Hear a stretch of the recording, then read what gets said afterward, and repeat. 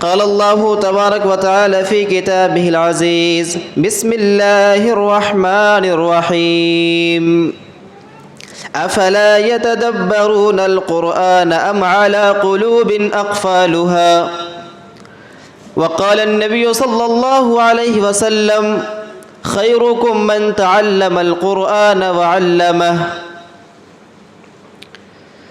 معزز سامعین کرام، دین ملی بھائیوں، نوجوان ساتھیوں، بزرگوں، پردہ نشین خواتین اسلام،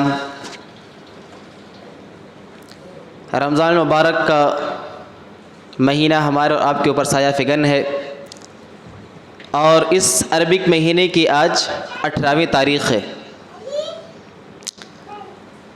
ایک عشرہ ختم ہوا اور دوسرا عشرہ بھی ختم ہونے کو ہے۔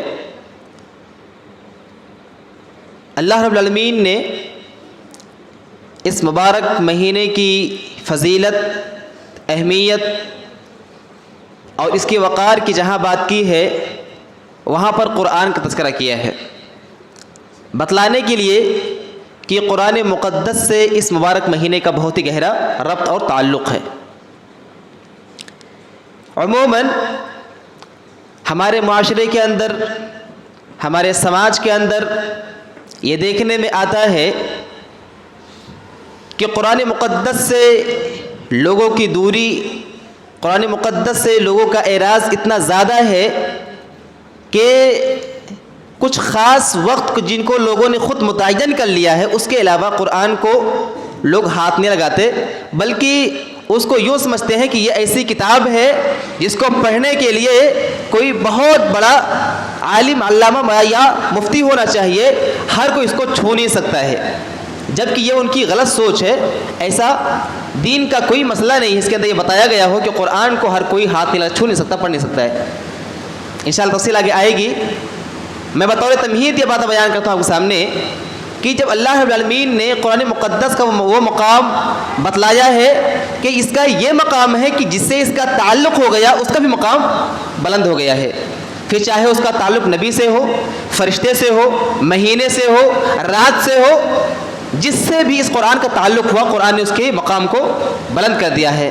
آپ اندازہ لگائیں کہ اگر اسی قرآن کا تعلق کسی انسان سے ہو جائے، کسی آدمی سے ہو جائے، کسی دل سے ہو جائے، کیا وہ دل بلند و بالا مقام حاصل نہیں کر سکتا ہے؟ کیا وہ دل اللہ کی نگاہ میں رتبہ اور مرتبہ والا نہیں ہو سکتا ہے؟ بالکل ہو سکتا ہے۔ ضرورت اس بات کی ہے کہ ہمیں اپنا تعلق قرآن مقدس سے جوڑنا پڑے گا۔ عام طور سے حقوق شریعت نے سب کے متعین کیے ہیں، چاہے گھریلو معاملات ہوں، معاشرتی معاملات ہوں، سیاسیات ہوں، جو بھی چیزیں شریعت کے اندر ہیں اللہ تعالیٰ نے اس سب کے حقوق کو واضح طور سے بیان کر دیا ہے۔ یہ اور بات کہ لوگوں نے اپنے اپنے حساب سے، اپنے فائدے اور اپنے حالات اور صورتحال کے مطابق اپنے مسائل اور اس کے حقوق کو بیان کرنے کی کوشش کی ہے، لیکن اگر بنظر غائرانہ یعنی باریکی سے دیکھا جائے اگر، تو معلوم ہو اللہ تعالیٰ نے ہر چیز کے حقوق کو متعین کر دیا ہے۔ قرآن مقدس اتنی عظیم کتاب، قرآن مقدس جس کا یہ بلند بالا مرتبہ، کیا اللہ رب العالمین نے اس کے حقوق کو نہیں بیان کیا ہوگا؟ ضرور کیا ہے۔ آج انشاءاللہ ہم قرآن مقدس کے حقوق کو جانیں گے اور اس کے مطابق ہم اس کے حقوق کو پورا کرنے کی انشاءاللہ کوشش کریں گے۔ عام ایام میں، رمضان کا مبارک ہو یا عام ایام ہو، قرآن مقدس کے جو حقوق ہیں وہ ہمیشہ کے لیے ہیں، اور جب مبارک مہینہ آتا ہے تو اس کی اہمیت اور زیادہ بڑھ جاتی ہے۔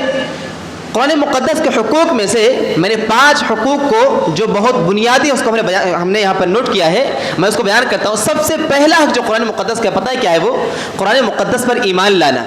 اور ایمان میں نے بتلایا تھا کہ ایمان کے 3 اسٹیپس ہوتے ہیں، ایک کے بعد ایک، ایک کے بعد ایک آتا ہے۔ ایمان کا سب سے بڑا اسٹیپ کیا ہوتا ہے کہ آدمی زبان سے اقرار کرتا ہے، اقرار باللسان، زبان سے اقرار کرتا ہے، تصدیق بالقلب، دل سے اس کی تصدیق کرتا ہے۔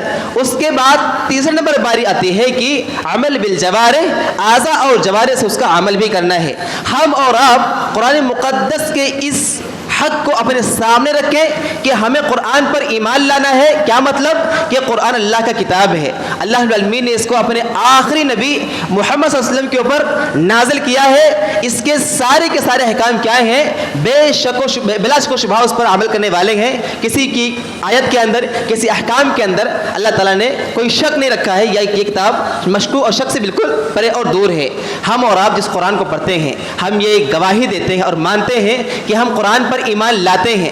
ہم یہ دیکھیں کہ ہمارا یہ ایمان لانا کیا زبانی ہے، سچا ہے، یا محض ایک بیانیہ ہے. اگر ہم نے کہہ دیا ہم نے قرآن پر ایمان لایا تو کیا مطلب ہوا؟ زبان سے ہم نے اقرار کر دیا قرآن پر ایمان لائے ہم، لیکن کیا دل نے ہماری اس کی تصدیق کی ہے؟ کیا دل اس بات کو مان رہا ہے؟ اگر دل اس چیز کی تصدیق کر رہا ہے کہ ہم اللہ کی کتاب پر ایمان لائے ہیں، تو پھر تقاضا کرتا ہے دل کی تصدیق کہ اس کے مطابق عمل کیا جائے. آج قرآن مقدس کو اپنے سامنے ہم رکھیں، اس حق کو اپنے سامنے ہم رکھیں اور اپنے آپ کا ہم محاسبہ کریں. کیا ہمارا ایمان قرآن مقدس کے اوپر زبانی ہے، یا قلبی ہے، دلی ہے، یا عمل سے اس کے عمل اور جوارح کے مطابق ہم عمل کر رہے ہیں؟ سامعین کرام، اس چیز کا علم ہمیں ہوگا کہ ہمارے پاس جو ایمان ہے نا، یہ کہیں نہ کہیں تجدید کا متلاشی ہے. ضرورت اس بات کی ہے کہ ہم اپنے ایمان کی اصلاح کریں. ہمارا ایمان اگر محض زبانی ہے، یہ کمپلیٹ مکمل ایمان نہیں ہے. اگر ہمارا ایمان صرف قلبی ہے، دلی اعتبار سے ہے، تو ہمارا ایمان یہ مکمل نہیں ہے. یا آدمی یہ سوچ لے نہیں ہم تو قرآن کے مطابق عمل کرتے ہیں، اس پر ایمان نہیں ہے، بس جو سمجھا اس کو کریں گے، نہیں سمجھا تو نہیں کریں گے، پھر بھی ہمارا ایمان کیا ہے؟ مکمل نہیں ہے. سب سے پہلا حق قرآن مقدس کا یہ ہے کہ اس پر ایمان لایا جائے، اور ایمان یہ تقاضا کرتا ہے کہ اس کے مطابق کیا کیا جائے؟ عمل کیا جائے. دوسرا حق قرآن کریم کا دوسرا حق جو ہے وہ ہے قرآن مقدس کی تلاوت کرنا. قرآن مقدس اتنی عظیم کتاب ہے کہ اللہ کے رسول نے فرمایا کہ اس کے ایک ایک حرف پر 10 نیکیاں ملتی ہیں. اب مثال بیان کیا وسلم نے کہ میں یہ نہیں کہتا کہ الف لام میم ایک حرف ہے، بلکہ الف ایک حرف ہے، لام ایک حرف ہے، میم ایک حرف ہے. اگر کوئی بندہ الف لام میم پڑھتا ہے اس کو کل کتنی نیکیاں ملیں گی؟ 30 نیکیاں ملیں گی. اگر یہ رمضان کے علاوہ مہینے میں کر رہا ہے، اور رمضان کا مبارک مہینہ ہے، پھر تو نیکیوں کا موسم بہار ہے. اللہ تعالیٰ نے نیکیوں کو کئی گنا بڑھا کر کے دیتا بندوں کو اپنے. اگر کوئی بندہ اللہ رب العالمین کے اس کلام کو پڑھتا ہے، کسی ایک آیت کو پڑھتا ہے اس مبارک مہینے کے اندر، اللہ تعالیٰ نے فرمایا کہ ہم اس کے اجر کو کئی گنا بڑھا کر دیں گے. سامعین کرام، دوسرا قرآن مقدس کا یہ ہے کہ اس کی تلاوت کی جائے. ہم اور آپ اپنا جائزہ لیں، اپنا محاسبہ کریں. کیا ہم قرآن مقدس کے اس حق کو پورا کرتے ہیں؟ کیا قرآن مقدس کے اس حقوق کی ہمارے ہاں پاسداری ہوتی ہے کہ ہم قرآن مقدس کی تلاوت کریں؟ کسی کے ہاں میت ہو گئی، کسی کے ہاں نیا گھر بنا ہے، یا کوئی اور خوشی کا موقع ہے، یا کوئی غم کا موقع ہے، اس وقت یاد آتا ہے بھائی چلو جان نکلنے والی ہے، سورہ یاسین پڑھ لو. کوئی 10 لوگ بلا کر کے سورہ یاسین پڑھ لیا جائے. یا جان نکل گئی، کفن دفن کا معاملہ سب کچھ ہو چکا ہے، پھر اس کے بعد اب ثواب پہنچانے کے لیے کیا کیا جائے؟ 10 بچوں کو مدرسے سے لایا جائے، ان کو کھانا کھلایا جائے، قرآن پڑھایا جائے. کیا قرآن مقدس اس لیے آیا تھا؟ یہ قرآن مقدس کا حق تھا؟ کیا یہی حقوق قرآن مقدس کے؟ نہیں. قرآن مقدس کا یہ حق ہے کہ اس پر ایمان لانے کے بعد قرآن مقدس کی تلاوت کی جائے. قرآن مقدس کے تلاوت کا ایک طرح سے معمول بنایا جائے. نبی اکرم صلی اللہ علیہ وسلم کے تعلق سے کتنی واضح حدیث ہیں. آپ سے امی عائشہ سے پوچھا گیا وسلم کے اخلاق کیسے تھے، تو امی عائشہ نے کیا فرمایا؟ کہا نا خلق القرآن. ان کے اخلاق جو تھے نا، یہ قرآن کی چلتی پھر تصویر تھی. آپ جو عمل کر رہے ہیں بالکل قرآن کے احکام کے ہو کر رہے ہیں. اور دوسری حدیث کے اندر اس نے فرمایا، آپ وسلم کی تعلق سے بات بالکل واضح ہوتی ہے کہ آپ وسلم اس مبارک مہینے کے اندر قرآن مقدس کا دورہ کیا کرتے تھے، ریویژن کیا کرتے قرآن مقدس کا. کون کرواتے تھے؟ جبریل امین علیہ السلام. وہ آ کر وسلم کو قرآن مقدس کا دورہ کرا کرتے تھے. بلکہ جس سال وسلم کی وفات ہوئی ہے اس سال آپ وسلم نے 2 بار قرآن مقدس کا دورہ کیا. بتانا یہ ہے کہ ایک نبی کا اس قرآن مقدس کتنا گہرا تعلق ہے. قرآن اسی کے اوپر نازل ہوا ہے، لیکن پھر بھی وہ اس کی تلاوت سے تھکتا نہیں ہے. راتوں کو قیام کرتا ہے، پیروں میں ورم یا سوجن آ جاتی ہے پیروں کے اندر. سامعین کرام، بتانا یہ ہے کہ قرآن مقدس کا یہ حق ہے کہ اس پر ایمان لانے کے بعد اس کی تلاوت کی جائے، اس کے فضائل اپنی جگہ پر اور دوسری اہمیت اپنی جگہ پر، لیکن کم از کم جہاں ہم ہر چیز کے حقوق کو پورا کرتے ہیں، کیا قرآن مقدس اتنا یعنی بیکار ہے یا کسی اہمیت کا حامل نہیں ہے کہ ہم اس کے حقوق کو پورا نہ کریں؟ لہٰذا قرآن مقدس کے ایک حق یہ بھی ہے کہ اس کی تلاوت، بہت ساری باتیں اس تعلق سے ہیں، لیکن میں اختصار کے ساتھ یہ 5 حقوق ہے قرآن مقدس کو اس میں بیان کرنے کی کوشش کروں گا۔ تیسرا حق کیا ہے قرآن مقدس کا؟ کہ قرآن مقدس کو سمجھا جائے، قرآن مقدس کو سمجھا جائے اور غور و فکر اس کی آیتوں کے اندر کیا جائے۔ اللہ نے فرمایا قرآن مقدس کے بارے میں کہ افلا یتدبرون القرآن ام علی قلوب اقفالها، کیا یہ لوگ قرآن مقدس میں غور و فکر نہیں کرتے ہیں یا ان کے دلوں پر تالے پڑ گئے ہیں، انہیں سمجھ نہیں آتا ہے؟ آج جتنا معاملہ خراب ہے مسلم امہ کا، کہیں نہ کہیں ایک ریزن یہ بھی ہے کہ انہوں نے قرآن کو اگر پڑھ بھی لیا بطور رسم، جیسے ہمارے ہاں مہینہ آیا مبارک نا، تو شبینہ ہوا نا، 10 دن کے اندر قرآن ختم، اب قرآن سے کوئی ناتا نہیں، اب رمضان ہمارا ہو گیا، ہم نے جنت کو خرید لیا۔ ایک رسم یہ ہوتا ہے، ایک رسم یہ بنایا ہوا لوگوں نے، کسی کا انتقال ہو جائے پڑھ لو ختم۔ ایک رسم یہ ہے کہ شادی ہو رہی ہے تو بچے کو رخصت کرتے ہوئے اس کے اوپر قرآن کا سایہ کر رہے ہیں۔ قرآن مقدس یہ تمام کام کے لیے نہیں آیا تھا، قرآن مقدس آیا ہے کہ اس کو پڑھو اور اس کے احکام پر غور و فکر کرو، اس پر ایمان لاؤ، اس کے اصولوں پر عمل کرو۔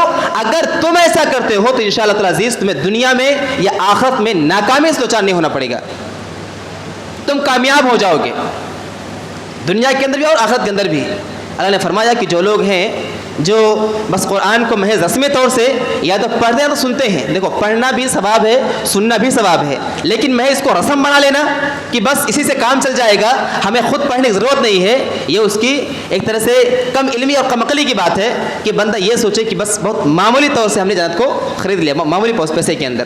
اللہ نے فرمایا کہ افلا یتدبرون القرآن ام علی قلوب اقفالها، کہ کیا یہ لوگ قرآن میں غور و فکر نہیں کرتے؟ اگر بندہ قرآن کے کسی آیت کو لے لے اور اس میں غور و فکر کرنا شروع کر دے، انشاءاللہ تعالی عزیز اس کے دل ایسے کھلتے جائیں گے نا کہ اس کو دین سے محبت پیدا ہوگی۔ آج دین سے دوری، قرآن سے دوری، وجہ یہی ہے کہ ہم نے قرآن کو پڑھا نہیں ہے۔ ایک بات مجھے یاد آ رہی ہے، آپ کے شہر عادل آباد ہی کا واقعہ ہے، گروپس کے اندر، مختلف گروپس کے اندر ویڈیوز چل رہے ہیں، قرآن مقدس کو ایک گڑھے کے اندر لے جا کر کے لوگ ڈال رہے ہیں اور بالکل ثابت، بالکل صحیح سے قرآن کے نسخے ہیں اور اس کے اندر ڈالا گیا ہے۔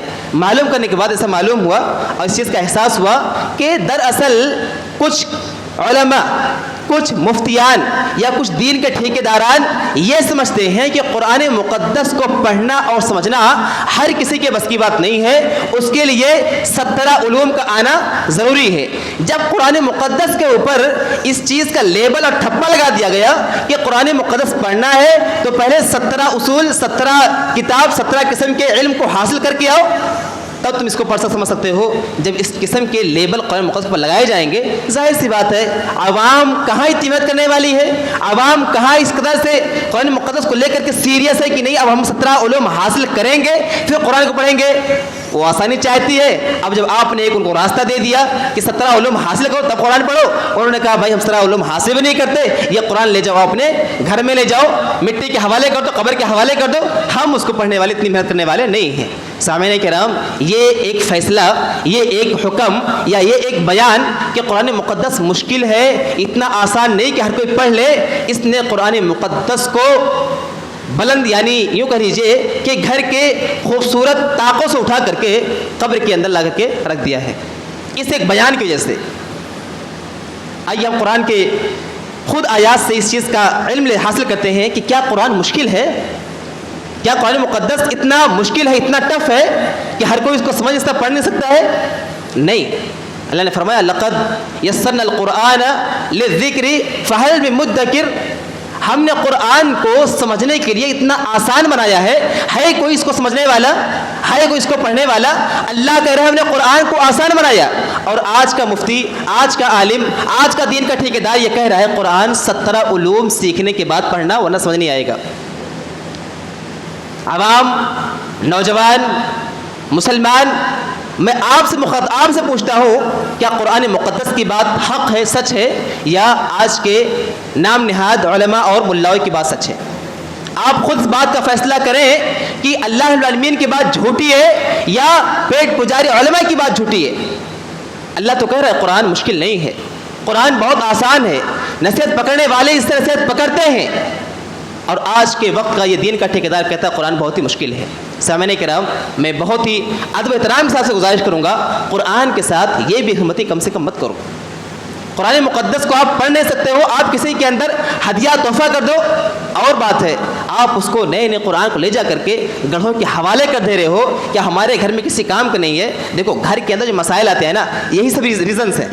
میں چونکہ موضوع بہک جاتا ہے، بھڑک جاتا ہے، اس لیے نہیں جاننا چاہ رہا ہوں میں، جتنے گھریلو معاملات ہیں، پریشانیاں ہیں، چاہے شیطانی ہو، جادو کا معاملہ ہو، سحر کا معاملہ ہو، یا رشتوں میں تناؤ ہو، یا اس قدر سے مال میں تنگی ہو، رزق کے اندر تنگی ہو، کاروبار نہ چلنا ہو، ٹھپ ہو جانا ہو، ان تمام چیزوں کے پیچھے یہی وجہ ہے کہ ہم نے قرآن کو چھوڑ دیا ہے۔ ہم قرآن کو دیکھنا گوارا نہیں کرتے ہیں۔ گھر کے اندر قرآن رکھا ہوا ہے، ایسا لگتا ہے قرآن کی یہاں بے حرمتی ہو رہی ہے، وہاں ڈال دیں گے وہاں پر عزت مل جائے گی۔ خدا کے واسطے قرآن کے ساتھ ایسا سوتیلا رویہ اختیار نہ کرو، یہ اللہ رب العالمین کے عذاب کو دعوت دینے کی مترادف ہے۔ اگر اللہ کے کلام کے ساتھ ہم اس قدر عمل اور اس قدر رویہ اختیار کریں گے، اللہ رب العالمین کا غضب کب عمل میں آ جائے کسی کو کچھ علم نہیں ہے۔ لہٰذا قرآن مقدس ساتھ ایسا بالکل رویہ اختیار نہیں کرنا چاہیے۔ قرآن مقدس بہت آسان ہے، اس کو پڑھنا، اس کے مطابق عمل کرنا بالکل آسان ہے، اللہ تعالیٰ کا یہ فرمان ہے۔ لہٰذا انسان تھوڑی سی محنت کر لے، اگر وہ پڑھ نہیں سکتا ہے، وہ اس کو بایولوجی، فزکس، کیمسٹری، نہ جانے سائنس سے کتنی میتھس، کتنی مشکل کتنی موٹی کتابیں 7th 8th 9th کا بچہ پڑھتا ہے، لیکن قرآن مقدس جو گلوبل یعنی آسان، اللہ نے کہا کہ آسان ہم نے بنایا اس کو پڑھنا مشکل ہو رہا ہے، اس کو نہیں پڑھ پا رہا ہے، اس کو ہم نہیں پڑھ سکتے ہیں۔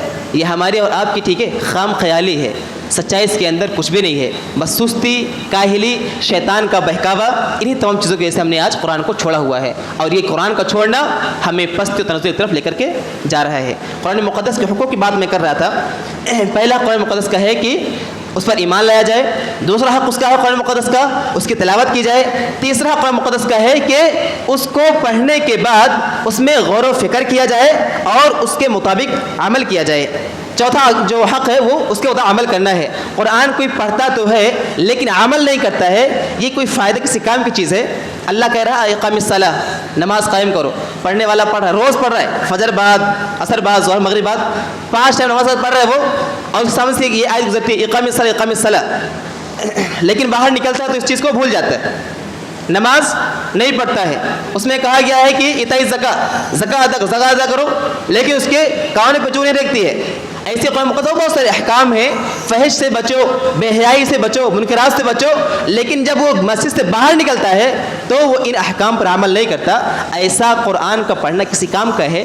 تبدیلی آئے گی، انقلاب آئے گا، اللہ کی نگاہ میں ہمارا رتبہ بلند ہوگا، ہم پستی و تنزلی کے گڈھے میں نہیں گریں گے، تو کیا اللہ ہمیں اوج تھوڑیا پر لے کر بٹھائے گا؟ نہیں ہو سکتا۔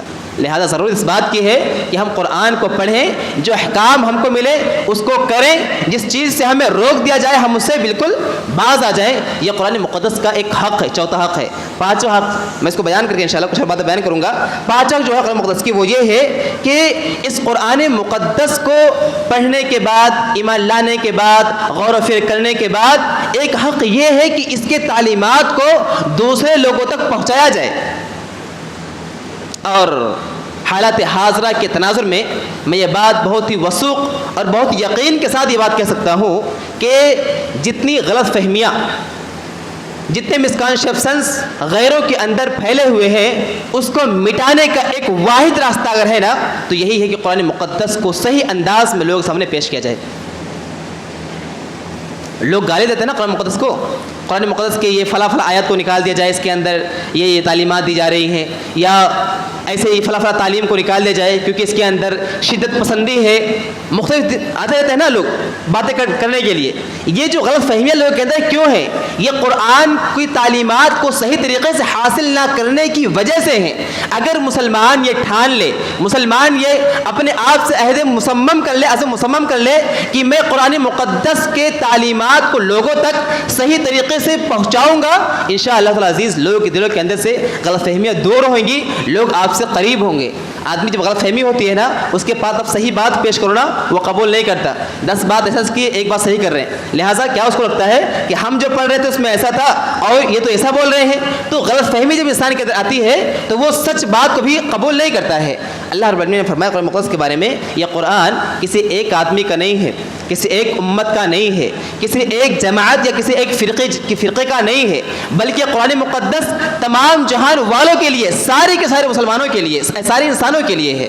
اللہ نے فرمایا یا رسول بلغ ما انزل الیک من ربک، اے پیارے حبیب صلی اللہ علیہ وسلم آپ کے اوپر جو وحی کی جا رہی ہے اس کو لوگوں تک پہنچائیے.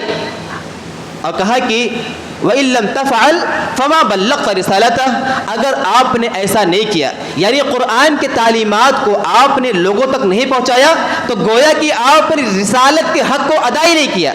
آپ اندازہ لگائیں کہ رسالت کے حقوق میں سے ایک بہت بڑا حق یہ تھا کہ قرآن مقدس یعنی وحی الہی کو لوگوں تک پہنچانا ہے. انبیاء نبی صلی اللہ علیہ وسلم کی وفات کے بعد یہ ذمہ داری عائد ہوتی ہے کس کے اوپر؟ علماء کے اوپر، جو کہ انبیاء کے وارث ہیں. علماء کے بعد کس کے اوپر آتی ہے؟ یہ عام عوام کے اوپر آتی ہے، جس کے پاس ایک آیت بھی کا علم ہے اس کو چاہے کہ لوگوں تک پہنچائے. بلغوا عنی ولو آیہ، تم لوگوں تک میری بات کو پہنچاؤ چاہے تمہیں ایک آیت کا بھی علم ہو. آج مسلمانوں میں سے کتنے لوگ ہیں جن کو قرآن پڑھنا نہیں آتا، یا قرآن پڑھنے میں ان کو کوئی شغف اور دلچسپی نہیں ہے؟ یہ اس کے دل کے مردہ ہونے کی دلیل ہے. اللہ رب العالمین نے قرآن مجید کے اندر قرآن مقدس کہا نا کہ ہم نے آپ کی طرف روح کو نازل کیا ہے. قرآن مقدس روح کی حیثیت رکھتا ہے انسانی معاشرے کے اندر. اگر روح کو انسان کے جسم سے نکال دیا جائے، جسم کی کوئی وقعت ہوتی ہے اس کو کیا کرتے پھر لے جا کر کے دفن کر دیا جاتا ہے. اسی طریقے سے اگر انسان کی زندگی سے قرآن مقدس کو نکال دیا جائے، انسان چلتا پھرتا لاش ہوتا ہے، اس کی دنیا کے اندر کوئی حیثیت نہیں ہوتی ہے. پھر لوگ لات ماریں گے، جوتے ماریں گے اور جہاں چاہیں گے جیسا چاہیں گے برباد کریں گے، کوئی کچھ نہیں کر سکتا ہے. لہٰذا قرآن مقدس کے ساتھ اس طرح سے بے رغبتی کا مظاہرہ نہ کیا جائے، بلکہ اس کے حقوق کو پورا کیا جائے. اور یہ جو آخری حق ہے خاص طور سے اس پر دھیان دیا جائے کہ اگر ہم چاہتے ہیں اپنے ملک ہندوستان کے اندر یا پوری دنیا کے اندر امن و سکون سے مسلمان رہیں، چین و سکون سے ہم رہیں، تو ہمارے لیے ضروری ہے کہ ہم اس دعوتی مشن میں قدم بڑھائیں اور قرآن مقدس کا صحیح معنی فہم لوگوں تک ہم پہنچائیں. انشاءاللہ اس کے ذریعے سے لوگوں کے اندر جو غلط فہمی ہے اسے دور ہوگی اور لوگ آپ سے قریب ہوں گے. اللہ تعالیٰ نے فرمایا کہ واللہ یعصمک من الناس، مسئلہ یہ کہاں رک جاتا ہے؟ ارے حالات ٹھیک نہیں ہیں، ماحول ٹھیک نہیں ہے، کیسے بات پہنچائیں گے، بات کرنے جائیں گے تو یہ ہوتا وہ ہوتا، مسئلہ آتا ہے. اللہ کہہ رہا ہے یا وعدہ اللہ کر رہا ہے. میں پوچھتا ہوں آج کی صورتحال جو ہے ہمارے ملک کی، کیا مکہ کی صورتحال سے ابتر ہے، بدتر ہے؟ آپ اندازہ لگائیے. جو صورتحال ہمارے ملک ہندوستان کی آج ہے، کیا یہ طائف کے رہنے والے باسیوں سے بدتر ہے؟ کیا آج کی صورتحال جو ہماری ہے کیا صحابہ کرام کے زمانے سے بدتر ہے؟ نہیں ہے. صحابہ کرام ننگے پاؤں ننگے بدن، مشکلات کا سامنا، چاروں طرف سے رشتے الگ ختم ہو رہے، جان کو نذرانہ الگ پیش کر رہے، جنگیں الگ لڑ رہے ہیں، اس کے باوجود اس قرآن مقدس کی حفاظت لوگوں تک پہنچانے میں وہ سب کچھ لگائے ہوئے ہیں. آج ہم 3 ٹائم کا سکون سے کھانا بھی کھاتے الحمدللہ، چین کی نیند سوتے بھی الحمدللہ، اور مختلف قسم کے ہمارے پاس وسائل ذرائع موجود ہیں، سوشل میڈیا کے شکل میں، میڈیا کے اچھے خاصے ہمارے وسائل موجود ہیں. لیکن پھر بھی ہم یہ بہانہ اور مصلحت کا نام لے کر کے بزدلی کا مظاہرہ کرتے ہیں کہ آج حالات اچھے نہیں ہیں، ماحول اچھے نہیں ہیں. سامعین کرام، آپ کے ہاتھ میں فون ہے، آپ کے ہاتھ میں سوشل میڈیا ہے. آپ کو کون کہہ رہا ہے کہ آپ بڑا سا اسٹیج لگائیں گے تبھی جا کے آپ کی دعوت لوگوں تک پہنچے گی؟ اللہ تعالیٰ نے وسائل پیدا کیا نا میڈیا کی شکل میں, social media, print media, electronic, بہت سارے میڈیا آپ کے پاس ہے. سوشل میڈیا ہر کسی کے ہاتھ میں ہے آج کل, جہاں پر آپ وہاں پر گانے شیئر کرتے ہیں, جہاں پر آپ اڑیا تصویریں شیئر کرتے ہیں, جہاں پر آپ اپنی تصویریں شیئر کرتے ہیں اور دوسرے اپنے بہت سارے کانٹینٹ شیئر کرتے ہیں. اگر ان تمام چیزوں کو چھوڑ کر کے آپ قرآن مقدس کی ایک آیت شیئر کر دو, آپ قرآن مقدس کے ایک تفسیر کو آپ شیئر کر دو, آپ کیا یہ کوئی نقصان ہو جا رہا ہے یا کوئی آپ کو ختم کرنے آ جا رہا ہے؟ نہیں, یہ ہماری ایک بزدلی کا مظاہرہ کرنے کے لیے ہم نے ایک آڑ لیا ہوا ہے, ایک پردہ لیا ہوا ہے کہ حالات اچھے نہیں ہیں یا حکمت عملی ایسی ہونی چاہیے. کہنا یہ چاہ رہا ہوں میں دراصل کہ حالات کے حساب سے قرآن مقدس کی تعلیمات کو لوگوں تک پہنچایا جائے, اور جہاں تک معاملہ ہے کہ لوگ ایسا ایکشن لیں گے, اللہ نے فرمایا واللہ یعصمک من الناس, لوگوں سے بچانا اللہ کا کام ہے, لوگوں سے بچانا اللہ کا کام ہے. وہ اللہ پر چھوڑ دیجئے, ہم کب تک جئیں گے, کب ہماری موت آئے گی, کس حالت میں مریں گے, کہاں مریں گے, یہ اللہ نے لکھ رکھا ہے پہلے سے. لہٰذا یہ سوچ کر کے بیٹھنا کہ حالات خراب ہیں, کچھ قدم اٹھائیں گے تو ہمیں یہ فلاں چیز کا سامنا کرنا پڑے گا, انسان کو ایسا نہیں سوچنا چاہیے, بلکہ یہ سوچنا چاہیے اللہ نے جو لکھ رکھا ہے وہ ہو کر کے رہے گا, اور اللہ تعالیٰ جس چیز سے ہم کو بچا کر رکھا ہے نا, دنیا کی کوئی طاقت ہمیں پہنچا نہیں سکتی ہے, وہ نقصان ہمیں پہنچا نہیں سکتی ہے. لہٰذا کہنا یہ ہے, اول سب سے پہلی بات اپنے ایمان کو ہم مضبوط کریں قرآن مقدس کے اوپر, مطلب یہ اس کو پڑھیں, اس کے مطابق عمل کریں, اور اس کے بعد لوگوں تک یہ کلام اور یہ قرآن لوگوں تک ہم پہنچائیں. سامنے کہہ رہا ہوں کچھ مسائل ہیں جو بیان کرنا بہت بہتر معلوم ہوتا ہے. وہ یہ ہے کہ عام طور سے خاص طور سے مبارک مہینے رمضان کے مہینے میں کئی لوگوں نے بار بار سوال کیا, بچے آتے ہیں الحمدللہ تو صفحے کے درمیان دوڑ چلتے پھرتے رہتے ہیں یا کچھ آوازیں ان کی نکلتی ہیں, ظاہر سی بات بچے ہیں, ان سے ڈانٹ بٹ کرنا, سختی کرنا, یہ سوائے نقصان کے فائدہ اس کا ہے نہیں کچھ. تو لوگ پوچھ رہے ہیں کیا نماز ہو جائے گی ہماری, یا نماز میں خلل ہوتا ہے, یا بچہ صاف پاک نہیں ہے, کیا مسئلہ لوگ اٹھاتے ہیں. یہ بات آپ اپنے ذہن میں بیٹھا لیجئے کہ مسجد میں بچوں کا آنا حرام نہیں ہے, بچے مسجد کے اندر آنا, بلکہ آج کے حالات کے مطابق اگر بچے آئیں تو ان کے مستقبل کے لیے بہت ہی بہتر ہے, کیونکہ وہ بچہ جو آپ کے ساتھ میں مسجد میں آیا ہوا ہے وہ سمجھ لو کہ ٹی وی کا اسکرین, فون کا اسکرین چھوڑ کر کے آیا ہوا ہے, اور یہی بچے ہمارے کل کے مستقبل ہیں. اگر یہ ہمارے پاس تربیت نہیں پائیں گے تو کہاں پائیں گے, ٹی وی اسکرین پائیں گے, مدرسوں کے کالجوں کے اندر پائیں گے, کانوینٹوں کے اندر پائیں گے, یہی تو ان کا مقام ہے رہنے کا. اتنا ضرور میں کہوں گا کہ اگر کوئی غلط فہمی ہے کہ نماز نہیں ہوتی, تو نماز بالکل ہوتی ہے, اور یہ میری بات نہیں ہے, میرا دعویٰ نہیں ہے. نبی اکرم صلی اللہ علیہ وسلم کی آپ سیرت کو پڑھیں گے, کئی ایک حدیث آپ کو ملیں گی. نبی وسلم کے نواسی امامہ رضی اللہ عنہ, ان کے تعلق سے آتا ہے کہ وہ آپ وسلم ان کو گود میں لے کر نماز پڑھا کرتے تھے. رکوع میں سجدے میں جا رہے ہیں, گود سے اتار دے رہے ہیں, پھر کھڑے ہو رہے تو گود میں لے رہے ہیں, نماز ہو رہی ہے. حضرت حسن حسین رضی اللہ تعالیٰ عنہما, ان کے بارے میں کس کو نہیں معلوم, آپ وسلم ممبر کے اوپر خطبہ دے رہے ہیں, بچے حسن حسین رضی اللہ عنہما آ رہے ہیں, لال کپڑا لباس پہنے ہوئے ہیں, اس میں وہ پھنس کے گر جا رہے ہیں, آپ وسلم اتر کے جا رہے ہیں, اٹھا کے دونوں کو اپنے گود میں لے کر خطبہ دے رہے ہیں, خطبہ روک کے جا کے اٹھا کے لا رہے ہیں, کوئی خلل نہیں, کوئی دقت نہیں. آج ہمارا بچہ ہمارے ساتھ اگر آ کر کے مسجد میں آ جائے تو ہماری نماز میں خلل ہو جائے گی, نہیں ہوتی. لائیے اپنے ساتھ بچوں کو ضرور لائیے.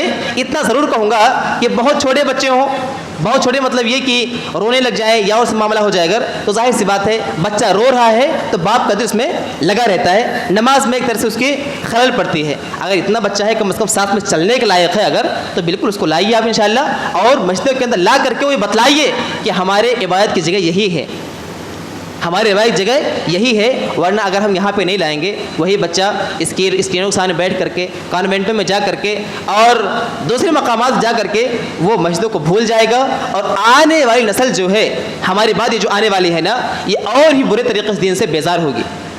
سامعین کرام, بتانا تو یہ ہے مسئلہ اتنا ہی تھا کہ نماز ہو جاتی ہے. نبی وسلم نے گود میں لے کر بھی نماز بچوں کو پڑھا ہے, اور نماز ہو جاتی, اس میں کوئی بات نہیں ہے. دوسری بات یہ کہ اگر کوئی سامنے گزر جائے تو ایک بات یہ سمجھ لیجیے آپ, اگر امام نماز پڑھا رہا ہے, امام اگر نماز جماعت چل رہی ہے, امام نماز پڑھا رہا ہے, تو امام کا سترہ جو ہے یہ تمام مقتدیوں کا سترہ ہوتا ہے. اگر امام کھڑا ہے, نماز ہو رہی ہے, تو سب سے کوئی گزر جائے تو نماز خراب نہیں ہوتی.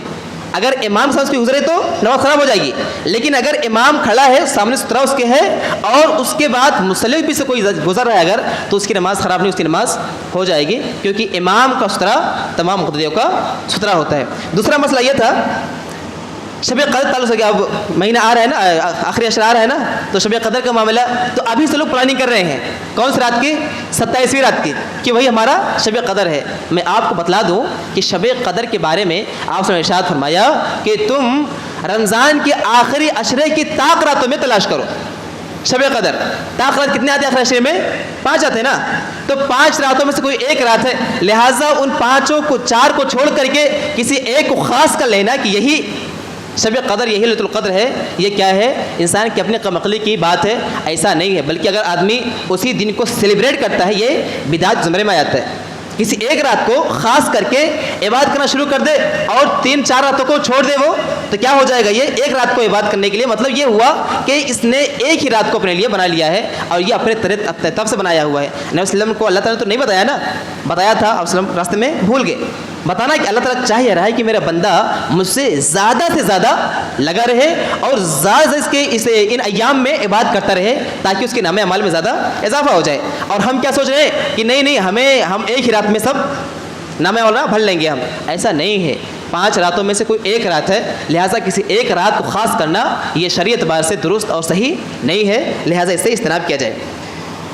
روزے کی نیت تعلق سے کچھ لوگ پوچھتے رہتے ہیں کہ صاحب نیت کیسے کرنا؟ میں بتلاؤں آپ کو، نیت جو ہے یہ دل کے ارادے کا نام ہے۔ کئی بار یہ بات ہو چکی ہے، پھر سے بات دوہرا دوں میں کہ نیت یہ دل کے ارادے کا نام ہے۔ میں پوچھتا ہوں آپ سے کہ آپ گھر کے اندر بیٹھے ہوئے تھے، اذان کی آواز سنی آپ نے، آپ آئے مسجد کو، کس لیے آئے ہیں؟ غسل کرنے کے لیے آئے ہیں آپ۔ اذان کی آواز سنی آپ نے، گھر سے نکل کے آپ آ رہے ہیں مسجد کو، کس لیے آپ آئے ہیں؟